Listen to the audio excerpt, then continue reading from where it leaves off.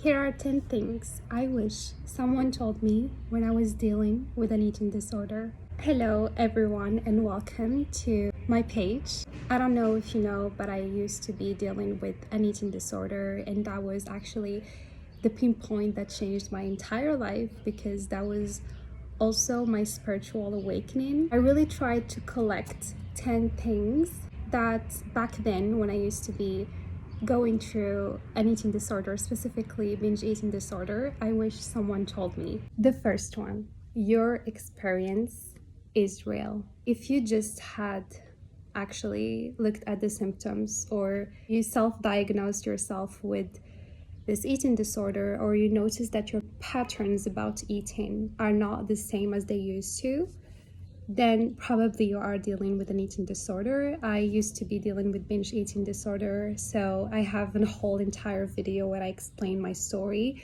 I know that when we first hit this feeling of like, I don't know if I'm dealing with that, it could be helpful to go to professional help. But if it's not something that you can do or that you are feeling in line to do, then validating your experience can be a really big step in your first step of healing.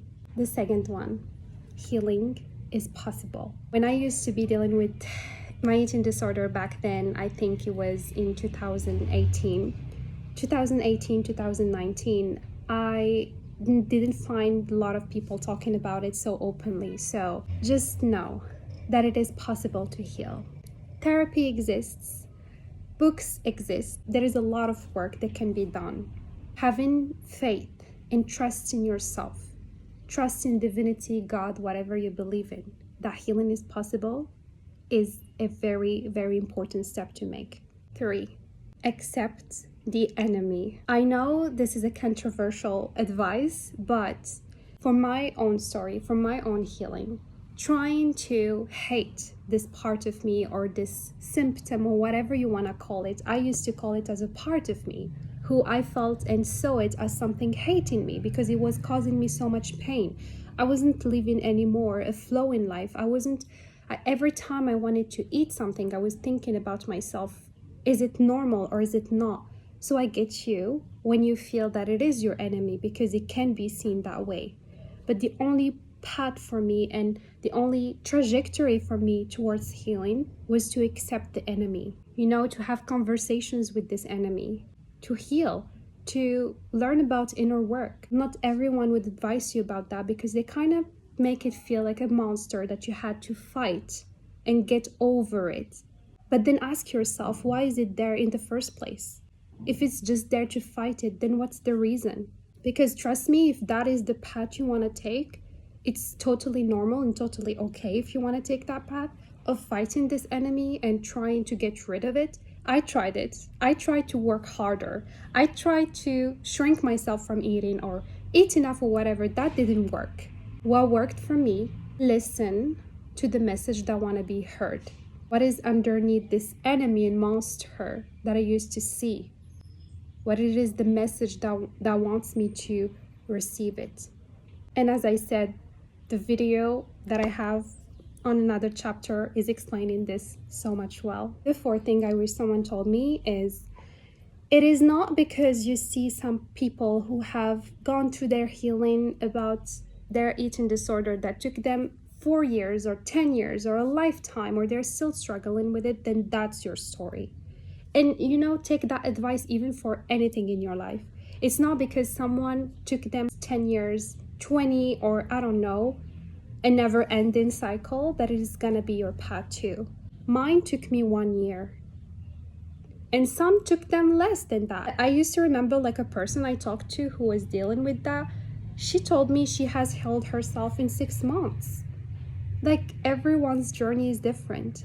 So learn from people, take what serves you, and leave the rest. 5, understanding the underlying issue. When I digged deeper under the reason why I had this eating disorder, I found that it is about love. I was lacking love within myself first before I lacked it outside. I was feeling like there was a starvation within me for love.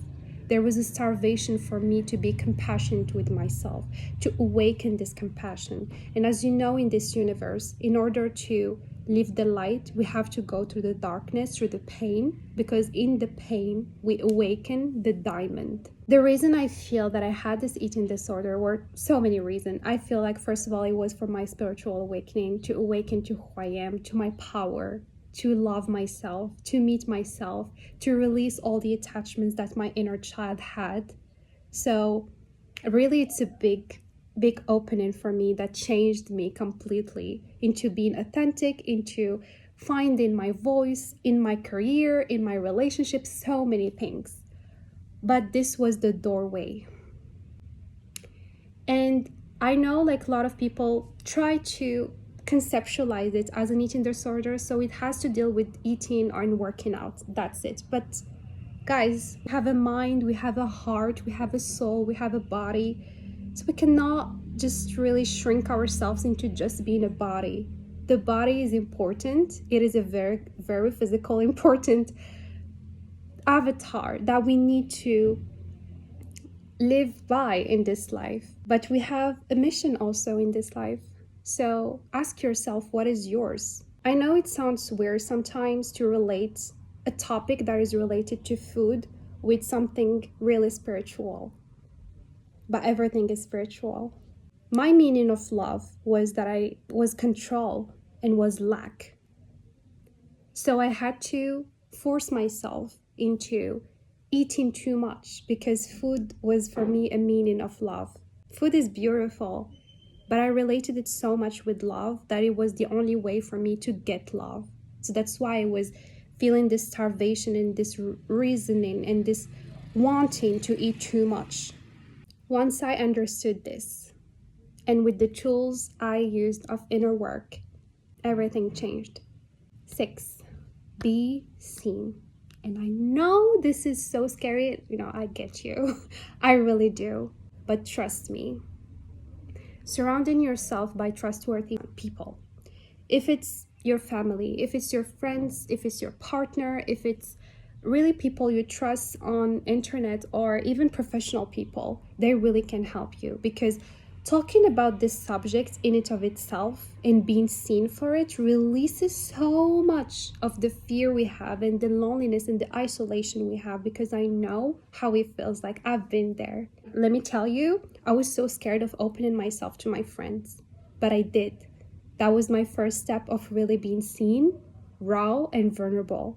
Some of them may understand you, some won't, because it heals a lot. 7, your healing doesn't only works when we try to do inner work and that's it. You do your inner work, you do what you need to release and learn and all of that, but you also eat good food, you nourish your body, you work out, whatever that looks for you, even if it's a walking, training at the gym, whatever that requires your body, because our body is a beautiful machine that we have. It's a gift. We need to move it, and nourish yourself. Release these restrictions you have about you of like, I have to eat, I have not to eat because I ate this. No, please. It's a work that takes its place on the physical, which is eating nourishing food, moving your body, and also on the soul level. 8, reframe it as a challenge and a part of life. It's not your entire life. You're not going to be dealing with this your whole entire life unless you let it be so. It is your choice. And as much as you feel like you don't have the choice, or you feel like you're scared and nothing that you would do would make a change, but I promise it does. And I promised myself once I healed that I would be making these videos to help people to remember that they have power within them to shift their life, even if it doesn't feel like it right now. 9, live. Yes, and I know it sounds ridiculous because you would say like, what? Yeah, I know how much you love yourself, and you want a better life for yourself, and you want to be free and eat however you want. But focusing on that really takes off the joy of life. Try to find things that you love. Try to spend time with people you love. Try to find love in life. in nature, in experiences with people you care about, and make eating disorder a part of your life, not your entire life. Lastly, 10, what made my healing possible is the belief that I deserve healing too. There is nothing different between me and the person who healed. And I promise you, you are worthy of healing. You are worthy of this dream life you deserve. It is waiting for you on the other side. One day, you're gonna look back and think, when did it end? You wouldn't even know. But every step of your healing path is worth living. I send you lots of love from my heart. And if one thing I want you to take away from this video is that even if you don't feel yourself that you are worthy of love or worthy of anything, in fact, you truly are, even in your circumstances right now. Whenever I look back at my past self, this is what I tell her. She was worthy with the body that changed, with the way she was dealing with everything. But what I embrace and I am proud so much of is anyone who never gives up on themselves. Watching videos, learning, trying, being aware, all of that helps. And you know, one day your healing will be the guide for someone who's also going through their path. So you never know when that day will come, but I promise it will.